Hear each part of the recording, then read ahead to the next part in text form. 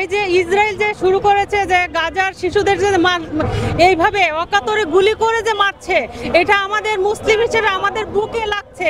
আমরা এটা সহ্য করতে পারছি না। আমরা এই ছবিগুলো যখন দেখছি আমরা চিৎকার করে কাঁদি, কিছু কাঁদা ছাড়া আমাদের কিছু করার থাকে না। এখন এটা আমরা প্রতিবাদ জানাতে আসছে এখানে সারা বিশ্বের কাছে, সারা বিশ্বের মুসলমান যদি আমরা এক হই, আমরা ইসরায়েলকে ধ্বংস দেখতে চাই। আমরা আল্লাহর কাছে আমরা একটা খায়েশ চাইছি, আল্লাহ ইসরায়েলের ধ্বংস না দেখার মতো আমাদের মৃত্যু দিও না। আমরা ইসরায়েলের ধ্বংস দেখতে চাই। আমরা এই উদ্দেশ্যে আজকে আমরা এখানে আসছি। আমরা সবাই একত্রিত হয়েছি।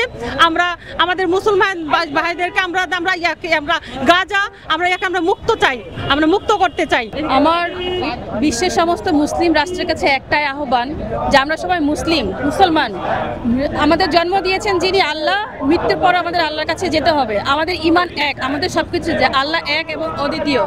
বিশ্বের সমস্ত মুসলিমদের কাছে আহ্বান যে আমাদের এই মুসলিমকে, আমাদের ইসলামকে রক্ষা করার জন্য, আমাদের মুসলিমদেরকে রক্ষা করার জন্য সমস্ত বিশ্বে যত মুসলমান আছেন, শুধুমাত্র সে ইসলামই নাই, এটা কিন্তু একটা মানবতা বিরোধী অপরাধ।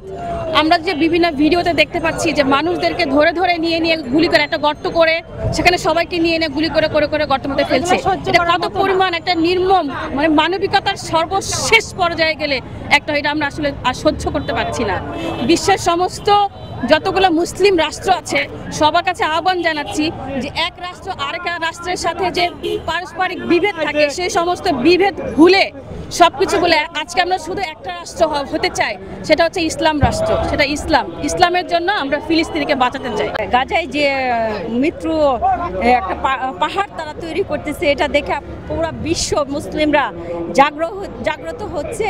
আমরা একত্রিত হয়েছি যাতে প্রত্যেকটা মুসলিম বিশ্ব একত্রিত হয়ে ইসরায়েলকে ধ্বংস করতে পারে, সেই উদ্দেশ্যে কিন্তু আমরা আজকে এখানে একত্রিত হয়েছি এবং প্রতিবাদ জানাচ্ছি তাদের বিরুদ্ধে রুখে দাঁড়ানোর। আওয়ামী লীগ কেন, আসলে তারা ওই ভারতের ছিল, দালাল ছিল। তারা আসলে মুসলিম হিসাবে, মুসলিম রাষ্ট্র হিসাবে বসবাস করলো। তারা ভারতের দালাল হিসাবে তারা কোনো প্রতিবাদ জানায় নাই।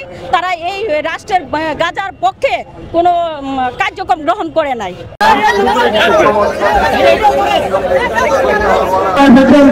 আপনাকে আন্তরিকভাবে ধন্যবাদ। আপনারা আপনারা সামনে ভিতরে সামনে